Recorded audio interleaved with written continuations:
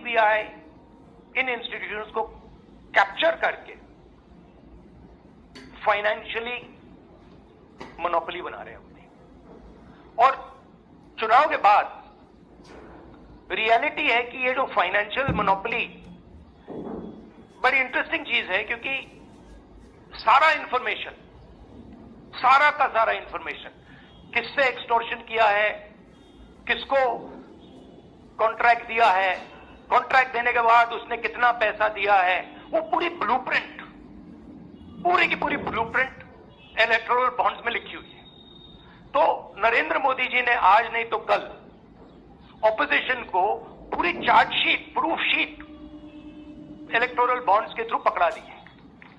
तो इसीलिए थोड़ा टेरर हो रहा है उनको, इसीलिए नंबर निकला है 400 पार। इसलिए ये महाराष्ट्र में हमारे नेता ले जा रहे हैं, हरियाणा में सब जगह हमारे नेता ले जा रहे हैं, क्योंकि उनको लग रहा है कि भैया अगर 400 पार नहीं 180 हो गई, 160 हो गई, 140 हो गई तो नैया पार हो जाएगी। साथियों, राहुल गांधी अपने भारत जोड़ो न्याय यात्रा के दौरान युवाओं, महिलाओं और किसानों के लिए न्याय योजना की घोषणा तो पहले ही कर चुके थे, और वहीं कांग्रेस का ऐसा मानना भी है कि 2024 के लोकसभा चुनाव में जीतने के लिए उनकी ये 3 जो योजनाएं हैं वो एक ब्रह्मास्त्र है और वो जीत का मंत्र है।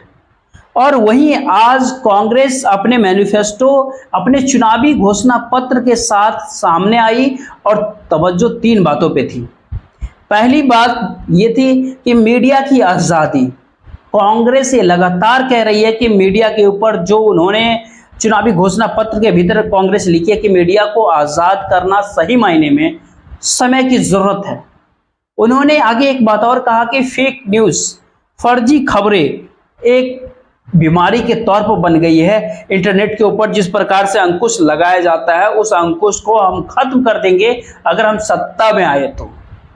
हालांकि एक बात है कि मीडिया के बारे में कांग्रेस ने अपने घोषणा पत्र के भीतर काफी सारी चीजें की बात किया।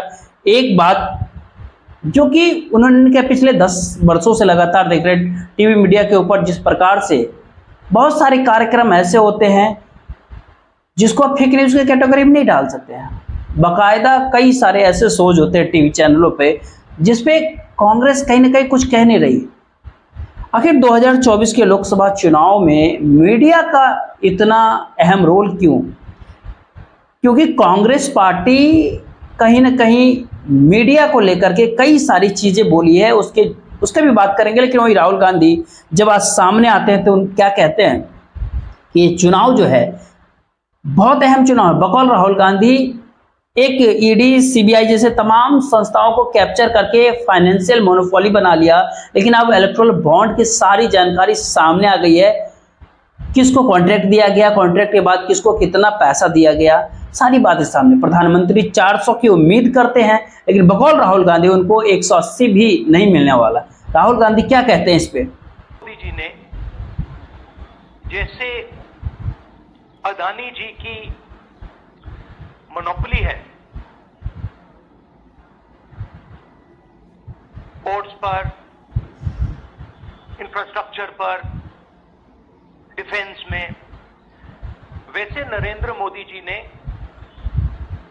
पॉलिटिकल फाइनेंस की मोनोपोली बनाई है। नरेंद्र मोदी जी चाहते हैं कि पॉलिटिकल फाइनेंस की मोनोपोली उनके हाथों में हो। अब हमारे बैंक अकाउंट बंद कर दिए, हमारे पास ओरिजिनल रास्ता जो था वही हमारा रास्ता है। हम जनता के साथ जाकर मिलकर उनके लिए लड़ते हैं। ये जो मैनिफेस्टो बना है, ये मैनिफेस्टो कांग्रेस पार्टी ने नहीं बनाया है। ये मैनिफेस्टो हिंदुस्तान की जनता ने बनाया है, हमने सिर्फ इसको लिखा है। आखिर राहुल गांधी का एक और कहना है कि दरअसल ये 2024 के लोकसभा चुनाव लोकतंत्र और संविधान को बचाने का चुनाव है।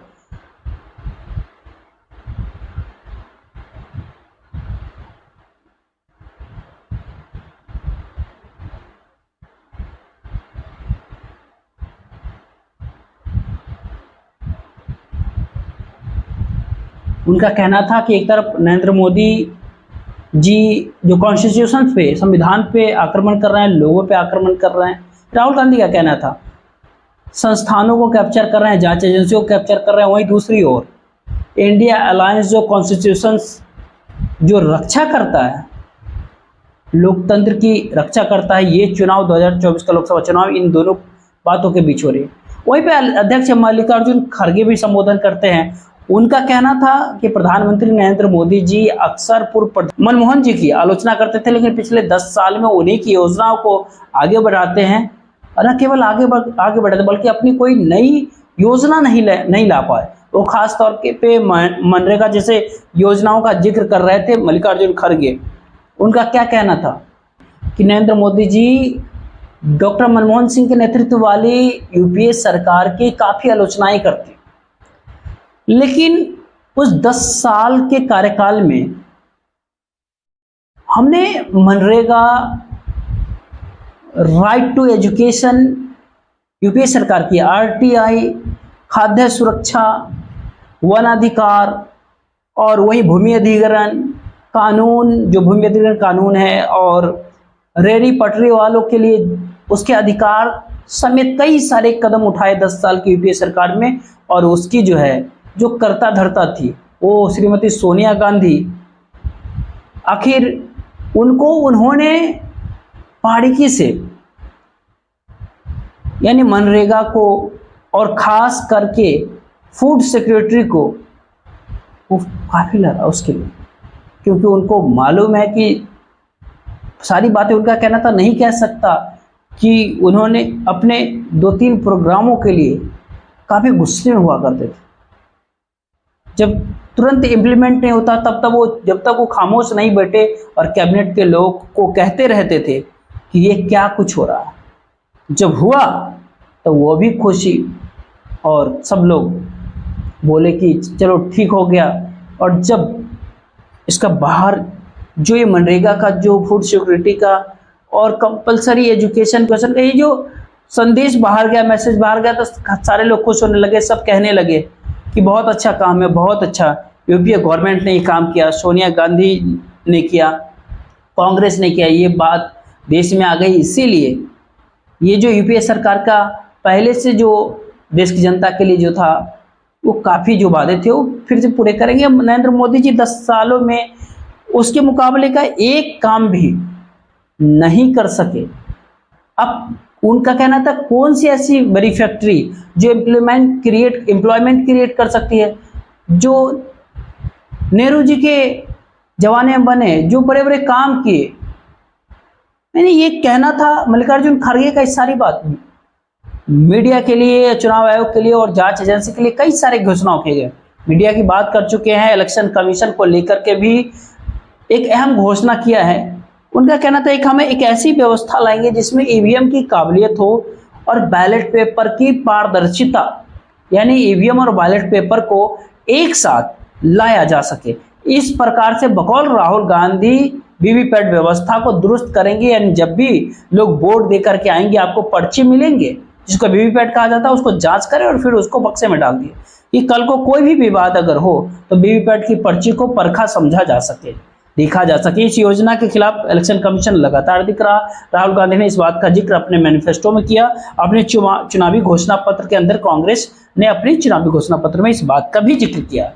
उनका ये भी आगे कहना है कि भय को, वातावरण को खत्म कर दिया जाएगा। जाहिर बात है जांच एजेंसियों की यहाँ पे की जा रही है। कांग्रेस अपने घोषणा पत्र में कहे लेकिन लोकतंत्र बचाएं, भय हटाएं, स्वतंत्रता बहाल करें। भारत के लोकतंत्र को खोखला किया जा रहा है। ऐसा माना जा रहा है कि संसद सहित प्रत्येक संस्था ने अपनी स्वतंत्रता खोले और कार्यकारी सरकार के अधीन हो गई। ये सबको पता है कि इस भारत देश में एक व्यक्ति की इच्छा चलती है, लोकतांत्रिक संस्थाओं के भीतर लोगों का भरोसा बहाल करना पड़ेगा। एक बात की उम्मीद यहाँ पे हो सके, prevention of money laundering act PMLA, जिसके जरिए विपक्ष की नेताओं को जेल में डाला जा रहा है, उसके ऊपर कांग्रेस सख्त तेवर अपनाई। हालांकि अपने घोषणा पत्र में इस बात का जिक्र जरूर किया है कि किस प्रकार से भय पैदा किया जा रहा है देश में, और भय पैदा करने का जरिया कहीं ना कहीं जांच एजेंसीज भी है। और उस भय को खत्म करने की बात कांग्रेस के मैनिफेस्टो में क्या एजेंसी का पूरा जो दबदबा होता है, जो खास करके ईडी का जो ताकत है, ईडी इनकम टैक्स को जो ताकत दी गई है, उस पर कांग्रेस फिलहाल चुप दिखाई पड़ रही है। इस घोषणा पत्र में ये बात कहीं पर भी विशेष दिखाई नहीं है। इसका क्या मतलब समझा जाए कि अगर कांग्रेस सत्ता में आएगी तो क्या उसी कहते हैं उसी अंदाज में भाजपा को उस खेल से जूझना पड़ेगा जो अभी विपक्ष को जूझना पड़ रहा है। कायदा से ही घोषणा पत्र के अंदर साफ होना चाहिए था कि ईडी का ताकत को खत्म होना चाहिए। जिस अंदाज में वो लोगों को गिरफ्तार करते हैं, इनकम टैक्स जिस प्रकार से खौफ का एक अलग सा प्रवाही बन गया है, आखिर उस पर अंकुश लगना चाहिए। भय की बात कांग्रेस जरूर करते, लेकिन इस बात का जिक्र कहीं पे भी नहीं किया जाता। उसी प्रकार से मीडिया की एक बात जो की जाती है तो उसमें उनका कहना होता है कि कांग्रेस का हमेशा से मानना रहा कि मीडिया को दुरुपयोग का ठीक करने के लिए शॉर्ट नियम सबसे अच्छा तरीका है। शॉर्ट नियम यानी केबल रेगुलेशन की प्रणाली को मजबूत करने, पत्रकारिता की स्वतंत्रता की रक्षा करने, संपादकीय स्वतंत्रता को बनाए रखने के लिए देश में भारतीय प्रेस अधिनियम जो 1978 में जो संशोधन करेगी। इसके अलावा जो है कांग्रेस फर्जी और पेड न्यूज की खबरों से निपटने के लिए, परिषद को सशक्त करने के लिए भारतीय प्रेस अधिनियम जो है 1978 में जो संशोधन उसके भीतर होगी। फेक न्यूज जो फर्जी खबरों के ऊपर जो है तो उस पर कहीं ना कहीं अंकुश लगाना चाहते हैं कि उसी मीडिया का शिकार जो है कांग्रेस और पूरा विपक्ष इस दौर में दिखाई पड़ता है। लेकिन सबसे बड़ा सवाल इस दौर में ये क्या आपको ऐसा क्या लगता है कि कांग्रेस के घोषणा पत्र के से चुनाव कांग्रेस जीत सकती है 2024 के लोकसभा चुनाव से? ये चुनाव जीते जाते हैं नेता के अपनी सोच, उनके अपने करिश्मे, उनके अपने विजन, देश की जनता के सामने नरेंद्र मोदी जी क्या चाहते हैं, क्या कर रहे हैं, वो सब कुछ है देश की जनता के सामने। राहुल गांधी एक भारत जोड़ो यात्रा, दूसरा एक भारत जोड़ो न्याय यात्रा, जिसमें उन्होंने बताया महिलाओं के लिए क्या करेंगे, युवाओं के लिए क्या करेंगे, किसानों के लिए क्या करेंगे। तो दोनों नेताओं के जो विजन जो है देश की जनता के पास है। फर्क सिर्फ एक है, एक नेता को खलनायक के तौर पर मीडिया पेश कर देता है, प्रचार तंत्र उनके बारे में झूठ कहता है, और वही दूसरी ओर एक नेता होते हैं यानी हमारे देश के प्रधानमंत्री नरेंद्र मोदी जी को, उनको लोग भगवान ईश्वर के तौर पे पेश कर देते हैं। तो फर्क होता है। इसीलिए कहीं ना कहीं ये मुकाबला 2024 के लोकसभा चुनाव बराबरी का नहीं है। अब इस बीच इंतजार कीजिए कि भारतीय जनता पार्टी बीजेपी अपने घोषणा पत्र में किन किन बातों का जिक्र करती है, क्योंकि कांग्रेस स्पष्ट कर दिया कि वो चुनाव मुद्दों के ऊपर लड़ेगी, वो मुद्दों जिसका सीधा नाता देश की आम जनता के साथ है। फिलहाल देखते रहिए और खबरों लेकर के हम आपके सामने फिर से हाजिर होंगे। जय हिंद, जय भारत।